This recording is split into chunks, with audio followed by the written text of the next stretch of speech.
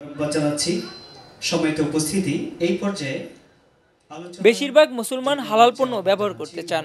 হালাল পণ্যের বাজারও তাই বেশ বড়। খাবার থেকে শুরু করে প্রসাধনী পণ্যের হালালভাবে বাজারজাত করা হচ্ছে বিশ্বে। বাংলাদেশের মুসলমানদের কথা চিন্তা করে চামড়ার তৈরি জুতা, ব্যাগ, বেল্ট, হাতমোজা, মেয়েদের ভ্যানিটি ব্যাগ ও চামড়ার তৈরি জায়নামাজও তৈরি করছেন সুলতান এক্সপ্রেস। চামড়া শিল্প উন্নয়ন ও দেশীয় চামড়াজাত পণ্যের বিকশিত করার লক্ষ্যে ৩০ নভেম্বর ধানমন্ডি কনভেনশন হলে সুলতান এক্সপ্রেসের ই-কমার্স সাইট ও সেমিনার অনুষ্ঠিত হয়।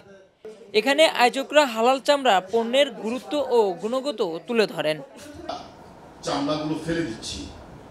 সেমিনারে আগত অতিথিরা জানান, চামড়ার দাম কম হলেও চামড়ার প্রস্তুত করতে কেমিক্যালের দাম অনেক বেশি। চামড়াজাত পণ্য তৈরির কেমিক্যালের দাম কমানো হলে বাংলাদেশেও চামড়া পণ্যের দাম কম হবে। আমার বাসা লালবাগ। ছোটবেলা আমি চামড়ার মধ্যেই বড় হয়েছি এবং এই চামড়ার উত্থান পতন, চামড়ার সেই সোনালী যুগ, চামড়ার এই বর্তমান পতন যুগ, এই সব আমার চোখের সামনে। সুলতান এক্সপ্রেসের আয়োজিত সেমিনারে বক্তারা আরো বলেন, এই ট্যানারি ও চামড়া শিল্পের দিকে সরকার সুনজর দিলে আবারও নতুন রূপে ফিরবে এই শিল্প। রাসূলুল্লাহ সাল্লাল্লাহু আলাইহি ওয়াসাল্লামের সময় থেকে এখন পর্যন্ত চলে আসছে এরকম অন্যতম ব্যবসার একটা অংশ কিন্তু হচ্ছে চামড়া ব্যবসা।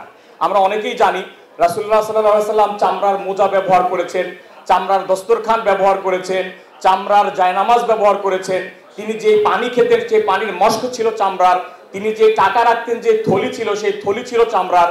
তিনি যে জুতাটা পরিধান করতেন, সেই জুতাও ছিল কিসের? চামড়া। সুতরাং এই চামড়ার ব্যবসার সাথে জড়িত থাকাটা আমাদের কিন্তু একদিকে সুন্নাহ আইটেম হবে, দ্বিতীয় দিকে কিন্তু একটা বড় ব্যবসার অংশও হবে। চামড়া শিল্প নিয়ে আমরা যদি কোনো কথা বলতে চাই, কোনো বিষয় খুঁজতে চাই, কোনো বিষয় দেখতে চাই, তাহলে সর্বপ্রথম মাথায় একটা জিনিস আসে, কি বলেন তো? সিন্ডিকেট। সিন্ডিকেট শব্দটা আসে না?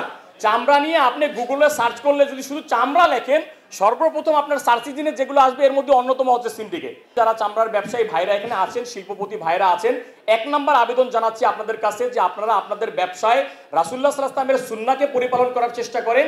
ইনশাআল্লাহ দুনিয়া আখিরাতে আপনারা সফল হবেন। বৈষম্য বিরোধী ছাত্র আন্দোলনের নেতা মোহাম্মদ মাহিন সরকার চামড়া শিল্পের সমস্যাগুলো সরকারকে জানাতে বলেন। বাংলাদেশে শুধু কোরবানি ঈদের দিনে একদিনে যত বেশি পশু কোরবানি করা হয়, সেই অনুযায়ী বাংলাদেশে চামড়া শিল্প অন্যতম একটি বৃহৎ শিল্প হওয়ার কথা ছিল। এবং আমরা যখন ছোট ছিলাম তখন দেখেছি একটি চামড়া যখন আমরা বিক্রি করতাম হয়তো ২,০০০-২৫০০ টাকা বিক্রি করা হতো আমার চোখের সামনে। এখন সেটি আসলে ৫০০ টাকাও পাওয়া যায় না।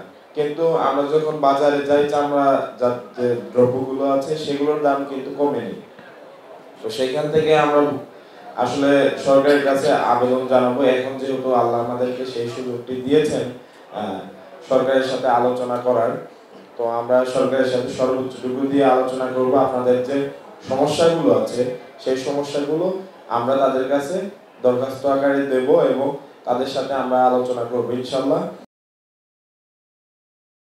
সরকারি সহযোগিতা পেলে হালাল চামড়ার ব্যবসায়ীরা আরও সম্ভাবনার সাথে দেশীয় এই শিল্পকে এগিয়ে নিতে পারবে, এমনটাই প্রত্যাশা করছেন আয়োজকরা। এলো খবরের কাগজ, নিখাত, নির্ভীক, নিরপেক্ষ।